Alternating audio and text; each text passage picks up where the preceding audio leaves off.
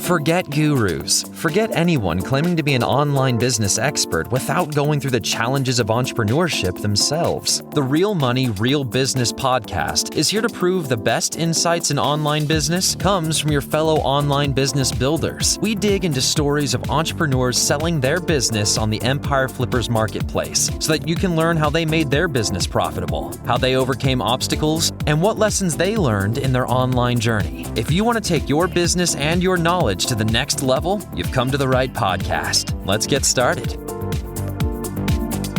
Hey everyone, welcome to the Real Money, Real Business podcast. I'm Lauren, and today we have Stu and Jeff on the show, and they are selling an Amazon FBA e-commerce and wholesale business on the Empire Flippers marketplace.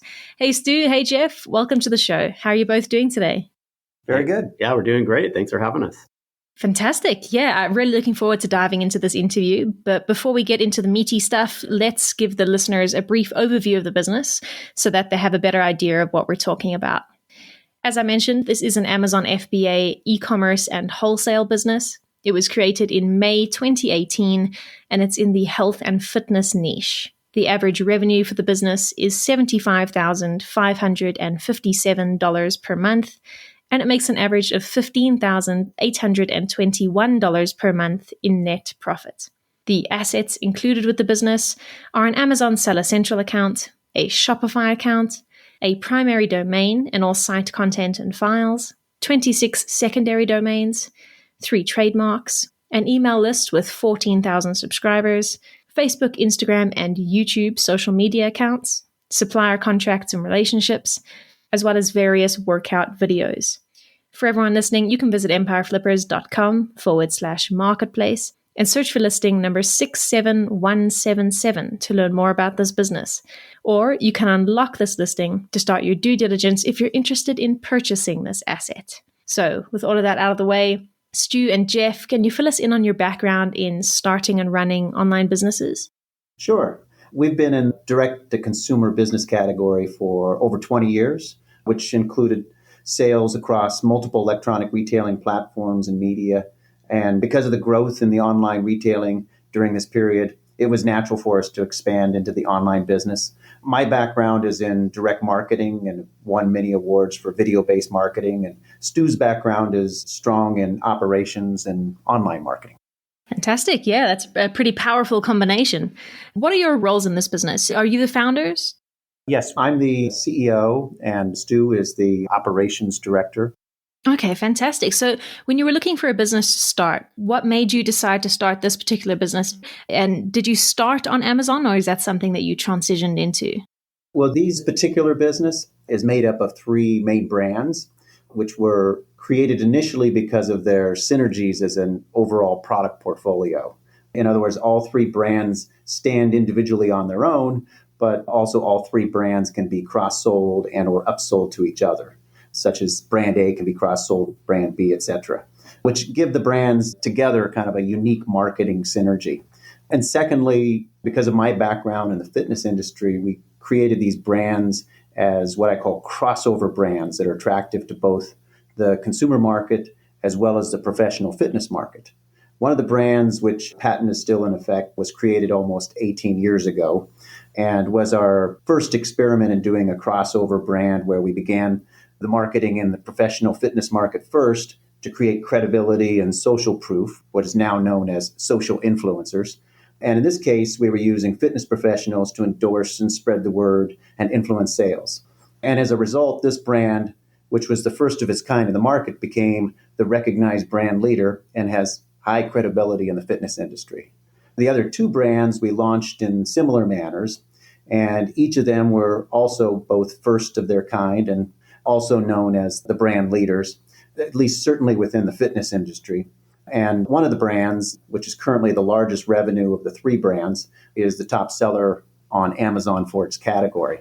And then in 2018, we decided to move the first 2 brands that had been created into a new company. The intent was to create additional brands and ultimately sell the portfolio. And in this new company that was started in 2018 was where we created the 3rd brand, which is currently the largest of the 3. Fantastic. Yeah, there's very few businesses that we have on our marketplace with such a long history. 18 years is exceptionally long. 18 years ago, I'm presuming you didn't start out on Amazon FBA. So did the product start as sort of a physical brick and mortar business? If you actually go back that long, those products actually started on a direct response television model where we actually had TV commercials pushing direct sales of the products. And those were very successful.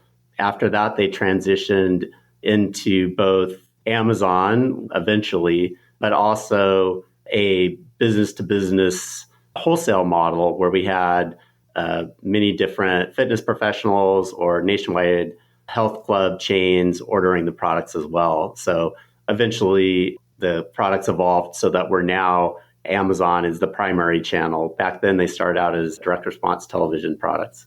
Wow, that's quite a story for a brand. Definitely unique. You mentioned that Amazon FBA is your main sales channel now, but you have branched out into other sales channels. So can you walk me through your various revenue streams? Yeah, of course. So if you look at our business now, we have 4 sales channels. The biggest is Amazon FBA, but we also do, for some of our products, some fulfilled by merchant sales through that channel. Those are primarily bulky products or products that require a little bit more pick and packing and configuration. That's a smaller percentage. We also do direct sales through our branded websites. Shopify is a platform we use. And then our fourth is a wholesale business that we've had for many years now. We've had, even though this company was only formed in 2018, we have relationships with wholesalers going back over a decade, where that's kind of a low maintenance business that is a quite profitable and very steady, not cyclical business. Fantastic. Yeah, I think that amount of diversity definitely builds quite a protective moat around the business. Given your long history with this brand and the solid foundation that you set up for it, what are the reasons you've decided to exit the business now?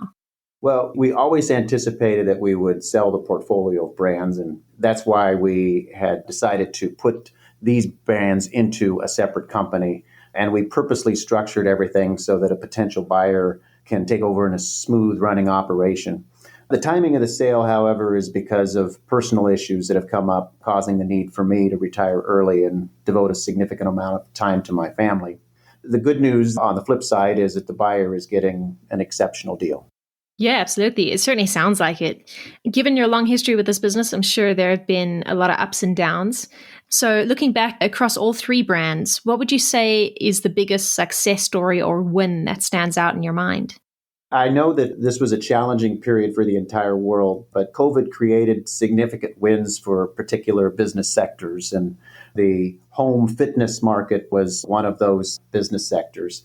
And the main brand is a home fitness item, and sales went through the roof at the start of COVID and continued for well over a year. It was just a complete market anomaly, and because we had such a strong supply chain, we were able to ramp up production very quickly and had huge sales in the year of 2020 and on into 2021.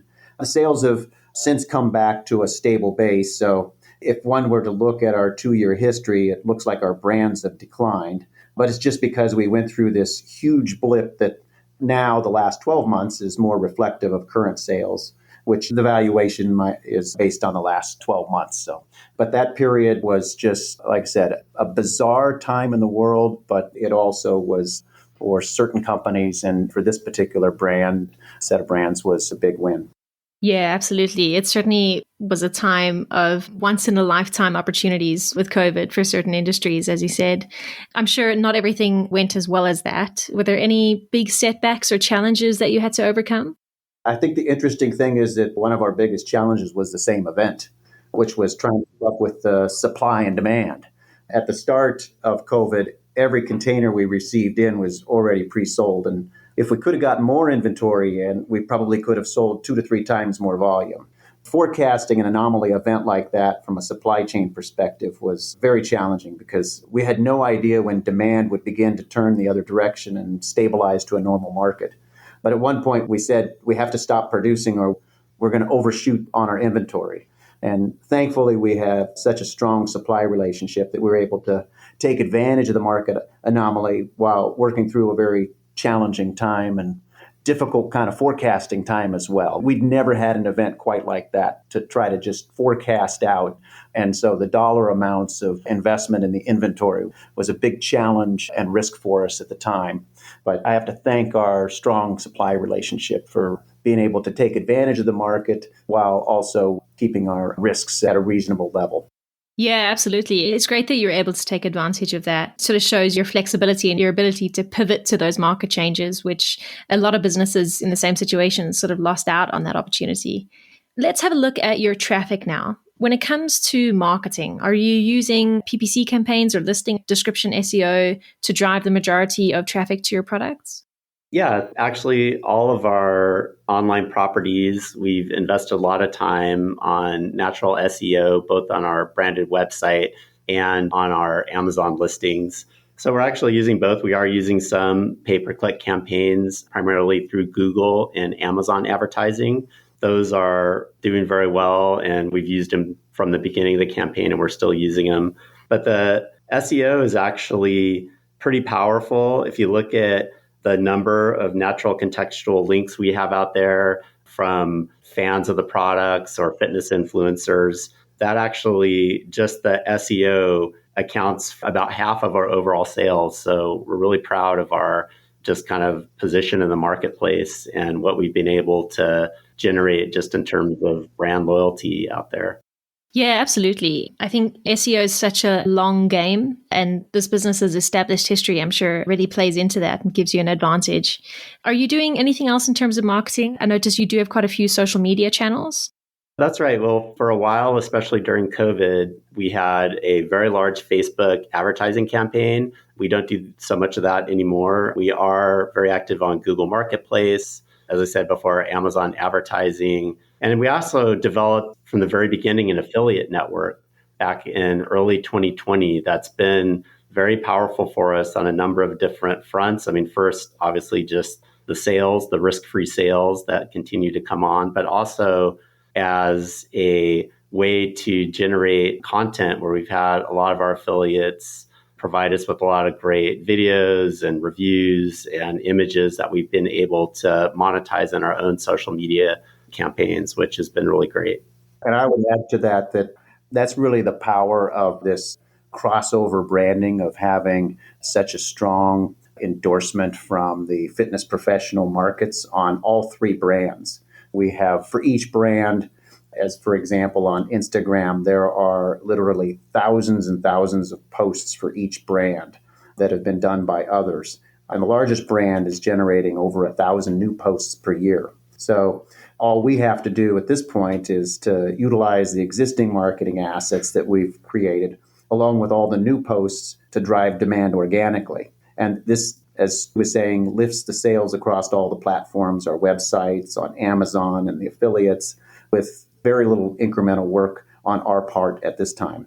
We just search the new posts, select the great ones, reach out to the influencers for their permission to repost, which they gladly give us. And then we schedule them in our posting software. I think we have several months already scheduled out. Plus, we invite the strong influencers to join our affiliates, which then encourages even more posts. This is really the power of using cross-marketing branding. Yeah, absolutely. It sort of creates a tidal wave of content by the sounds of it, which is a really big asset for the business. Over and above that, what do you see as the major growth opportunities that buyers can tap into with your business? I would say there's several opportunity areas, and the lowest hanging fruit is to capitalize on this treasure trove of marketing assets. As mentioned, there's thousands of posts, plus we've already filmed some beautiful marketing assets. The largest brand, we did a 2-day multi-camera shoot, which included a steady cam, and all one has to do is just take a look at the product website and you can get an appreciation for the quality of the marketing assets. One of the opportunities really is that I didn't get a chance to really roll out all my marketing ideas before my personal issues came up. And so just capitalizing on including all these marketing assets is a huge opportunity. Secondly, we have over 40 workout videos that are not being monetized. These can be bundled with the brands to create additional value and drive revenues. Other products in the brand category don't have these type of marketing assets. And so they're just waiting to be monetized and shown to be value adders to drive sales. Third, I would say, is to really take advantage of the strong pool of influencers that endorse the products by expanding this organic marketing further, as well as to expand the influencer and our affiliate pool. And then I know that there's also opportunities for enhancing Amazon sales by creating bundles, improving the listing pages and cross-selling, as well as evaluating and expanding into international markets. Yeah, it sounds like there's an abundance of opportunity that buyers can tap into, which is really fantastic to hear. Let's dive into your supply chain. As you mentioned before, it sounds like it's very optimized, which is a good thing. So how many suppliers do you have and where are they based? This is an easy one for us because we have one main supplier based in Taiwan. This is a company we have about a 20-year relationship with. It's a very stable company. It's good that they're actually in Taiwan, even though our manufacturing takes place on mainland China. So very easy to work with. We have each product has its own different manufacturing centers and are manufactured separately, but they're all coordinated through this one single supplier.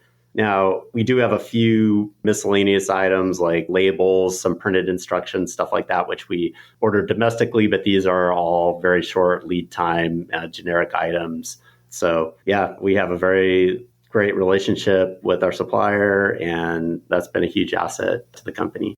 Yeah, absolutely. And how does inventory get from your supplier to Amazon and is fulfilled through your various other sales channels? Are you using a 3PL on top of what you have with Amazon? Yeah, we are. So basically, the way it works is we order the products. Most of them have a manufacturing lead time of anywhere from 45 to 60 days, which is pretty short if you look at how some of the products are manufactured. Then we're looking at maybe another 20, 30 days to actually ship the product and have it received in Los Angeles. We actually utilize our own warehouse and then additionally a 3PL provider. So for one of our brands, that goes directly to the 3PL provider. They provide both the storage and the fulfillment of that product, both to consumers and resupplying Amazon FBA. And then for our smaller warehouse where we fulfill the two other brands, which are smaller products, those products we actually ship those directly to our warehouse as well to be fulfilled from here. Fantastic. Yeah, as you say, I mean, it's definitely a well-oiled machine, which is really great to hear. Do you know what your current inventory limits are at Amazon warehouses? Yeah, we're currently minimizing our storage fee costs at Amazon FBA. We're utilizing 27% of our storage capacity. Our capacity at Amazon is 1,350 cubic feet, of which currently we have 368 cubic feet used. Fantastic. It sounds like you've got all of these processes down pat over the years that you've been running this business. So what does a typical work week look like for both of you? How many hours are you putting into the business and what sort of activities are you each focused on? I'll start with myself. Generally, in terms of our operations, the things I do are one, overseeing our Amazon accounts, our Shopify account, our various marketing accounts, advertising accounts, making sure everything is running smoothly. I also oversee our 3PL provider, which pretty much runs on their own, but I basically manage that process. And then in terms of our own small warehouse here, we only ship 2 days a week. And the shipments that we take care of for the two brands that we do here are wholesale orders for our distributor business. Those are basically larger orders put together and shipped out to distributors who then fulfill to their customers, which are primarily health club chains. We also resupply Amazon FBA for the two brands here at our warehouse. And then we also do the smaller FBM shipments from here as well. But basically my time overseeing it, then we have a part-time hourly person that comes in twice a week to do the shipments. And Jeff's more involved in more of the big picture, strategic things. I think like literally on a day-to-day process, he really doesn't have to do too much unless there's something you want to add, Jeff. I think that's part of the power of how all of the systems and everything is currently running is that it almost runs itself and Stu oversees the operation. And actually, Thankfully, that has been the case because I have had to be somewhat of an absentee owner because of all the personal issues that I have to attend to at this stage. Yeah, absolutely. You mentioned that you have a part-time employee who helps with the fulfillment. Do you outsource any other tasks? Not to employees, but like I mentioned earlier, we do have a 3PL company that's primarily responsible for our largest brand. They receive the pallets and store the pallets directly from China. One of the reasons that we are using a 3PL is for this particular product, it's a little bit larger. It's around 20 pounds each product. And to resupply to Amazon FBA, it's shipped out on pallets. So our facility here does not have full height loading docks, so it just makes sense to use a 3PL to deal with the larger products in terms of the shipping and the storage. Yeah, absolutely. That makes sense. So given how smoothly the business seems to be running, what do you think the biggest challenge will be for a buyer once they've taken over the business? Because we already have set up the business operations to run so smoothly, really the biggest challenge is figuring out which opportunities to pursue for expanding the business. As mentioned, we'd planned on leveraging more with our marketing assets. We have a number of initiatives on the books. And so figuring out what to focus on first will be the buyer's biggest challenge. The good news is that we'll go through all of this and help make sure the buyer hits the ground running. Yeah, what a wonderful challenge to have. You mentioned that you'll help the buyer through it. How much support are you willing to offer the buyers? Well, we'll definitely provide a transition period because we want to see the brands continue to succeed and grow. I'll personally be available even after the transition period to provide creative ideas and answer questions. These are brands that I love, so I want to see them succeed. Fantastic. That's always lovely to hear. And when it comes time to sit down with the seller and negotiate a deal, would you be open to something like an earn-out agreement? Yes, definitely. The wonderful thing about working with Empire Flippers is that they can help both the buyer and the seller to come up with a workable and agreeable structure. Yeah, absolutely. Couldn't agree more. And would you commit to a non-compete agreement?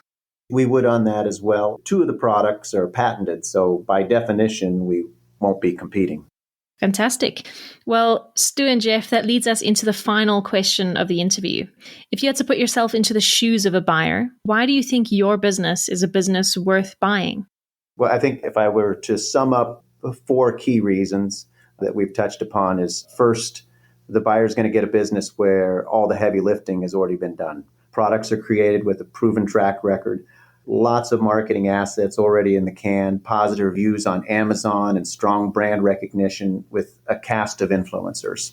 Secondly, because the brands are set up, there's not a lot of ongoing work and effort to maintain the sales. Third, because the amount of marketing assets and the brand recognition and all the influencers, as I've mentioned, so many opportunity routes to grow the brands further at this stage. And fourth, we're going to support a smooth transition because, as I mentioned, we want to see the brands continue to succeed. Yeah, fantastic. It certainly sounds like a business with a lot of strong selling points. Are there any other details about the business that you'd like to share with our listeners before we finish up? I think that pretty much wraps it up. Fantastic. Well, thank you so much, Stu and Jeff, for coming onto the show and giving us a bit more insight into you and your business. It's been an absolute pleasure, and I appreciate you taking the time out of your day. Thank you, Lauren. All right, everyone. Thanks for listening. To learn more and see if this listing has already been sold, head over to empireflippers.com/marketplace and search for listing number 67177. If you're watching this on YouTube, click the link in the description to go straight to the listing. Once you've unlocked this listing, you'll be given everything you need to know about this business. So until next time, enjoy your digital journey.